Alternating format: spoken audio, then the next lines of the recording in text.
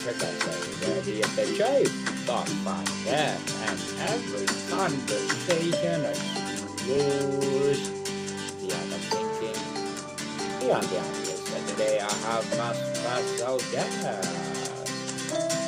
She's the author of the book, The Sculpture and the Saint, no other than Miss Lori Joan Swick.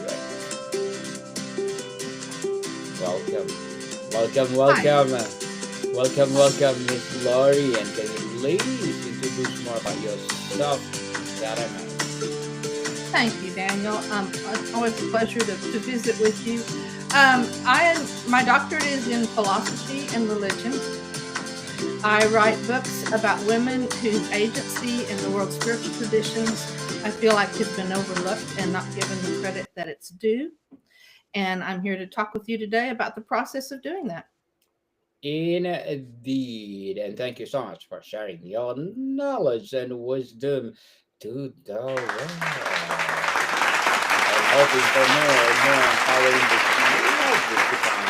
Miss Lori.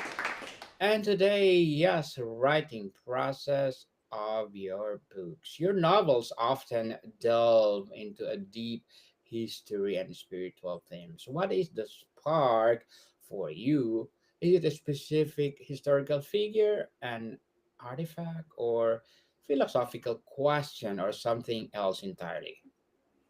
Well, different things throughout doing research, Uh, I teach a lot of religion classes. I teach classes about women in religion and world culture.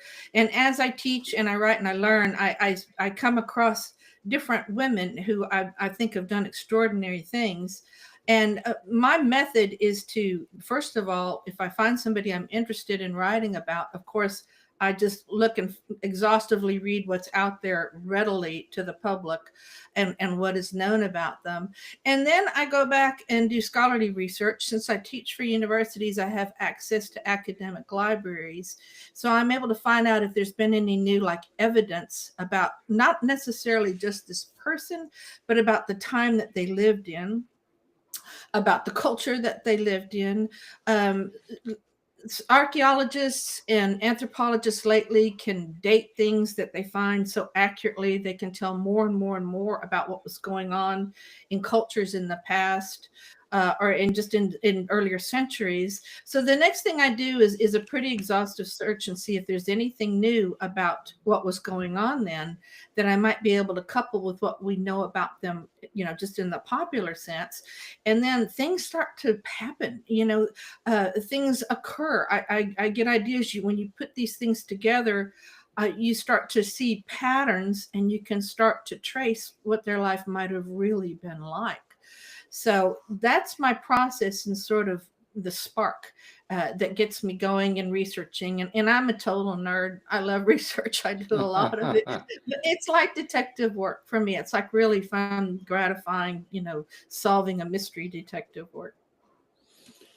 Miss Laurie, when writing about historical religious figures or movements, how do you navigate the tension between documented fact and imaginative leaps required for fiction?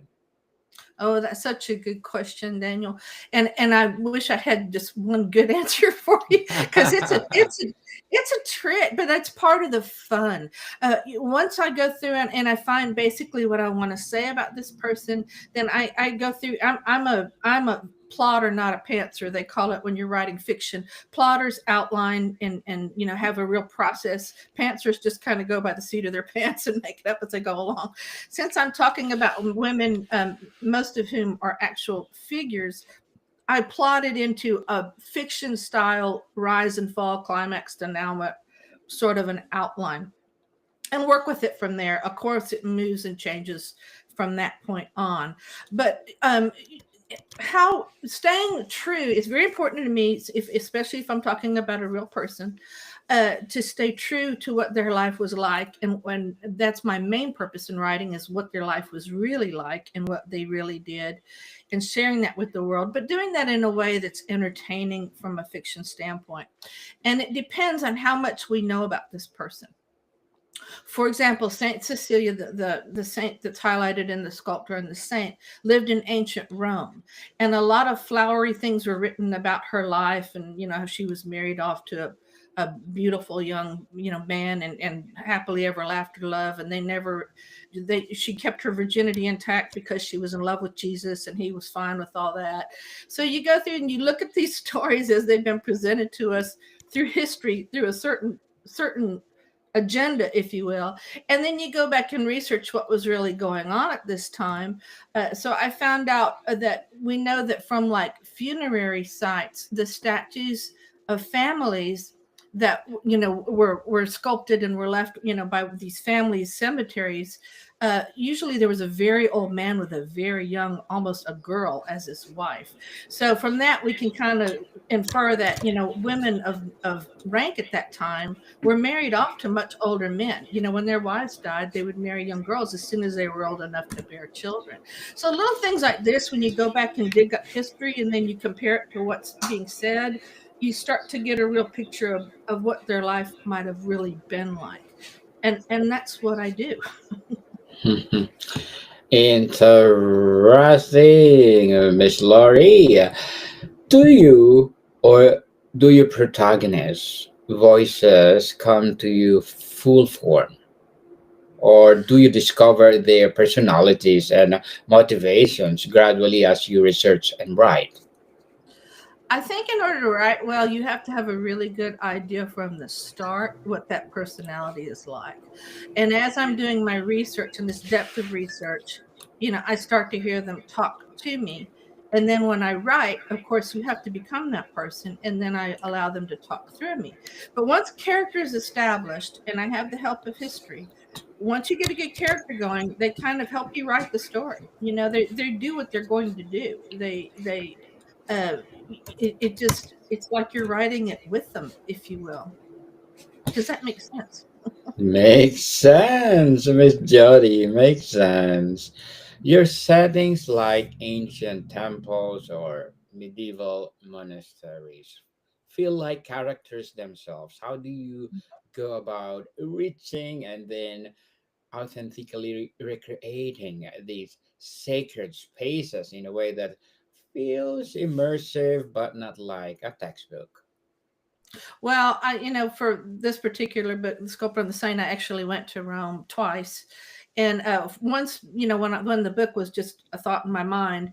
And then after I had written it and really almost completely done with it, I went back and went to these places and just immersed myself in the power of them. And that really helped. My next book coming out next year, the Snake Priestess, I went to actually to Knossos in Crete and spent time where this person would have spent time. And just really the best thing is to be there, and it's good to be there after you've done a lot of writing and you've immersed yourself in it, because you know more what you're looking for. You know more about this person and what they would have done. You know more about like how they would have felt, so then you can go back and kind of have the real experience of what their life would have been like, and then go back and write it, and do a final revision, uh, sort of in the way you feel like you're really honoring them and you're being them. You really have to step into their mind, into their bodies, into their shoes, into their life. So Hmm. there's nothing like being there. Definitely. On craft and technique, Miss Laurie, the journey of spiritual awakening is not always linear. How do you approach the narrative structure of your novel to reflect the often internal, transformative arcs of your characters? Well, I do a lot of writing in first person. In The Sculptor and the Saint, Cecilia's in third person, so we're kind of looking down on her. But Stefano, who sculpts her in the 16th century, writes in first person. And he's writing his experiences as he's learning about her and getting to know her. So that really helps. In my next book coming out, The Snake Priestess, it's in first person. So we're really in her mind. She's a snake priestess, and I'm trying to show her relationship with the goddess at that time. It would have been key, it would have been intense. But writing it in first person so that we're actually in her mind, helps me to convey that. and to help my reader get into her head besides just myself getting into her head. Miss Laurie, writing dialogue for characters from a different millennium is a unique challenge. How do you make their speech feel authentic to their time while still being accessible and relatable to a modern reader?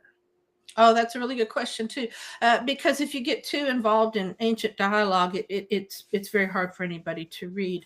Um, Reading a lot how they wrote at that time, how they would have expressed themselves. Of course, a lot of times, like for Cecilia and my next book, The Snake Priestess, they would have been speaking a totally different language, and that's something else to consider. But reading the translations and even the original documents of, say, that were written in ancient Crete, there is a document about a high priestess from this part of the world. It was a little earlier in time, but it was very similar. And reading her poetry and her poems, there's certain things you can use to make the tone appropriate for your character and your dialogue at your time. For example, in the ancient world, in this book about Enheduanna, who was the high priest of Inanna, when she really wants to emphasize something, she says it, she repeats it 3 times. So, if it's short sentences repeated 3 times, I did that throughout the novel, The Snake Priestess, which helped me get the tone. More short sentences, usually you vary sentence length, but to get the tone and to get the feel of being at that time, more straight to the point sentences. You really have to use technique to try to do that. But once you get into it and you do enough research, finding the actual tone isn't hard. As you say, it can be trick making it accessible to the modern reader, and that's something that you have to just keep working with. And I, of course, have beta readers read it. I ask other people to read it and say, "Am I losing you here?" Or, "Do you know what's going on with this dialogue?" And when you're immersed in it yourself, it's kind of harder to see. So I have other people who have read a lot and know a lot about books and about the type of thing I'm writing, who read it for me and give me feedback on whether or not they feel like it's easily readable. Easily readable for sure for modern readers. You frequently intertwine multiple storytelling lines or perspective, such as connecting modern character with ancient one. What does your process look like for braiding these threads together into cohesive whole? Well, in The Sculptor and the Saint, as I said, I wrote much of the book in the 16th century. Young Stefano Maderno, who sculpted her, I wrote it from his perspective as he's working on her. And so, as he's learning about what happened in her life, then I can go back and juxtapose what I think really happened in her life with that particular thing. So, for example, when he's reading about her marriage to Valerian, what Stefano's learning about that in the 16th century, I think, is quite a bit different than what really happened to her.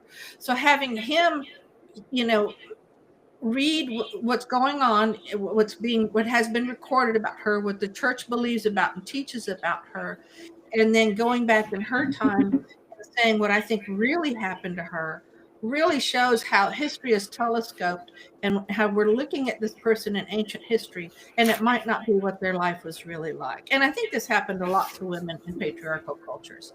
They came through being what we needed them to be for a certain reason, and we didn't really honor who they really were and what they really went through. Miss Laurie, on the personal and spiritual journey, is your writing process itself a form of a spiritual practice or meditation for you? If so, how does manifest in your daily routine? Thank you so much for asking that question. It is a very spiritual process for me. I like candles. It's like prayer. It's like a temple session. It's at the very best, it's supercharged from me. I like to get up first thing in the morning, when it's still dark, make my coffee before the phone starts ringing, before I look at my emails, before anything else starts going around and moving around. And I just kind of get in my zone, and I, listen to the right music. I listen to, ambient type music that relates to what I'm writing. Like, as I say, I like candles, and I just make it sort of a sacred, special time. and it's very healing for me. It's very meditative, as you say. And I have a real sense of purpose with this. I have a real sense of mission. So it's kind of like me taking, the gifts I've been given with my education, with what I've been privileged to learn, and to find ways to share it with the world in a meaningful and entertaining way. Having now written several novels exploring profound spiritual themes, how has the process of writing them changed your own personal belief or worldview? Oh, that's also. I'm just going to keep saying this good question because you're just asking such good questions. But um, Thank you. I always, every one of them, when I get in the perspective of what this woman's um, attitude towards God would have been, how Yes. that made her feel about herself. It opens me to new ideas about, what is God really? Is God a man? Is God a goddess? Is God an energy? Is God a being? Um, that's always just a question that's just worth, you know, we could think forever and have fun with that one. But every new mindset about what God is and the relationship we have with whatever we consider to be God or the divine or the other or the metaphysical opens new vistas. Aside from the snake priestess, that priestesses, as it came out and as I researched it, her relationship with the goddess was totally different, very powerful, very wonderful in a totally different way. The next book that I'm starting to research and write is about Helena Blavatsky of Russia, who she really brought occultism to the West. Amazing person. But her view on God is so different, so far out there. Her a view on what they believe that she could bilocate. She could be in one place and send her spirit or her mind to another. She could see things we can't see. She could communicate with the energy of people in the room who had lived there before. Fascinating person. When I look at her theology, when I look at her theosophy, when I look at her philosophy of life and how it all works together, it's mind boggling. I mean, it just opens new vistas. So it's always like a new spiritual trip, if you will, or a journey. And because I love philosophy too, it just gives me new ways to think about what's real, who we are, why we're here, those existential questions in life that we all ask, the big questions, if you will. Who am I? Why am I here? Who made me? Why did he or she make me? What is my purpose? What happens to me and my loved ones after we die? Every one of these characters whose mind I try to step into and experience life and their spirituality through them opens my vistas in so many ways. When fictionalizing the lives of revered historical or spiritual figures, do you feel a sense of responsibility that is particularly heavy? I do feel a sense of responsibility. I won't say it's terribly heavy because I do feel like I work until I've honored this person the way they deserve to be honored. And if there's any questions I have in my mind that of some little invention or some little twist I might have done for the sake of fiction, I will put it in an author's note in the back because I want to be very transparent about what we do and we don't know about this person, and what came out of my mind and what might have been real. Because I feel like I owe that not only to that person but to my reader. So I just have a real sense of mission about telling their true stories, eh, you Mhm. know, to the fullest extent as is possible. Miss Laurie, many writers struggle with the saggy middle of a novel. What is your strategy for maintaining narrative tension and your own creative energy through the longest part of writing journey? Um, I feel like if I understand your question, I feel like as I'm writing, I have a real sense of responsibility to who I'm writing about, but I also have a sense of responsibility to my reader to keep it entertaining, and connecting those dots. It is sometimes easy, sometimes not. Sometimes you have to guess.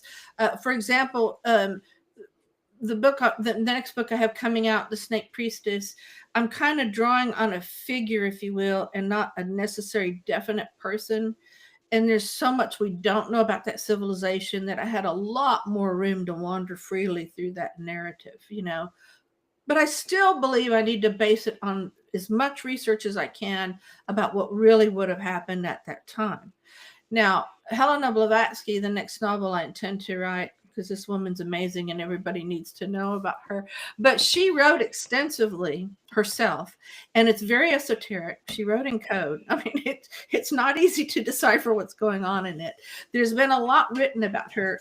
No historical novels that I've been able to find, but it's the other end of the spectrum. There's so much out there about her that just, you know, I'm having to, instead of connect dots and build bridges, I'm having to narrow down what to focus on and what's important and what's not, you know, and how to work that into a novel outline, if you will. Which is you know, I've got some definite ideas about it, and it's a definite work in process, but it's a totally different experience, you know, of turning, you know, a real person into a novel, and what I want to highlight with it, and the mysteries. I think all my novels, the women in them, you know, there's an underlying mystery of what was their life really like. It was this, you know, what really led to this, what really happened. And so, you know, just letting that speak to me as my research continues. But it's a totally different research process. It's a totally different writing process. I hope I answered your question. Indeed, Miss Lori. On the reader and the big picture, what is the primary feeling or thought you hope a reader carries with them after finishing one of your books? Well, I hope they learn something. I hope they learn something about history, about women in history, but most of all, I hope they learn something about themselves from this women in history, and what I feel like each particular one has to share with the world. So I hope they feel inspired to learn more about women in history, and what really happened to them, because I think in most cases, even like historical figures that a lot have been written about, we don't know the whole truth about them, of what their lives were like. And I think it's important, Daniel, because even if it's not the heroine story we want to read, you know, I think women in their real lives, we don't really get a chance to appreciate the changes that we go through. It's all kept kind of hush hush. But I think going back and seeing what their real lives are probably really like, and getting that perspective throughout history of, you know, how women lived. You know, before we had contraceptives that we do today, women just pumped out babies, you know, just it just, we don't stop and think about what that was like, you know. And I think it's really important to go back at these different times of history and see what women's lives were really like, and see how certain women, even within the face of this, were incredible spiritual leaders, were incredible spiritual thinkers and initiators. And most of them, because they were women, you know, just really didn't get the credit for that I feel like they deserved. So I hope that going back and seeing that will help women today. It will enrich their own sense of spirituality, their own sense of being able to create um, what they need spiritually for themselves, and to get it, you know, from certain places.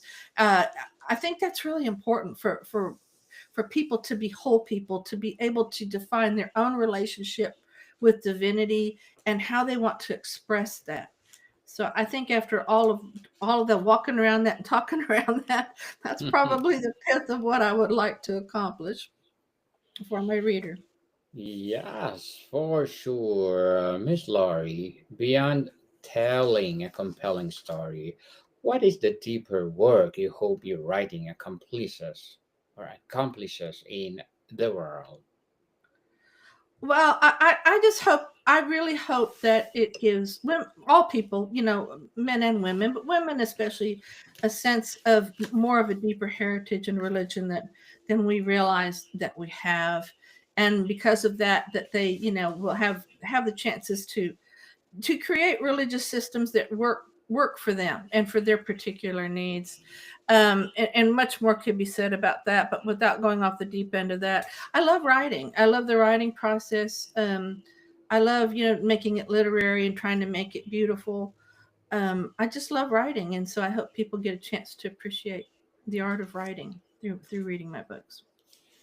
Miss Lori, before we wrap up our discussion for today, I'm inviting you to please to listen to my other podcast, people, my other podcast, because my abstract essay is already in fifth season, abstract poetry in second season, and my book 101 review in fifth season too, comedy 101 in second season, and my food 101 in fifth season as well, geography 101 in fourth season, and my baby podcast, law 101 and mental health 101, love letters in third season, and movie 101 review and music 101 in fourth season, and science 101 and sex 101 in its first season. Please listen to them wherever you listen your podcast. So, Miss Lori, can you give us a glimpse into what historical period, spiritual question, or forgotten voice you are being drawn for your next project? Oh, my next project will be in the 19th century, Helena Blavatsky. Um, and yeah, that's about all I'm going to say about that. She lived between from the late 1800s, early 1900s, and so it's totally a different time in history. It's sort of a more Victorian, no, even before Victorian, sort of a later time in history. So No spoilers. yeah, I have a lot more Well, research to do. Yeah. okay. Miss Lauren Joan Swick, thank you so much for sharing your knowledge and wisdom to the world. I'm hoping for more and more empowering books like this to come. So, can you please invite our listeners to support all your books? Thank you, Daniel. I appreciate it very much. Yeah, so where do people can buy your books, Miss Oh, they're at Lori? Amazon.com. You can get them through Barnes and Noble, a lot of bookstores. You can visit my website and go through the links there at LoriJoanSwick.com. Check out my video blogs too about women in history. Yes, people, let's support Miss Lori Joan Swick because if you support her for more and more empowering books like this down. So, Miss Lori, thank you so much for your time. Thank you, Daniel. More to come, people. See you soon.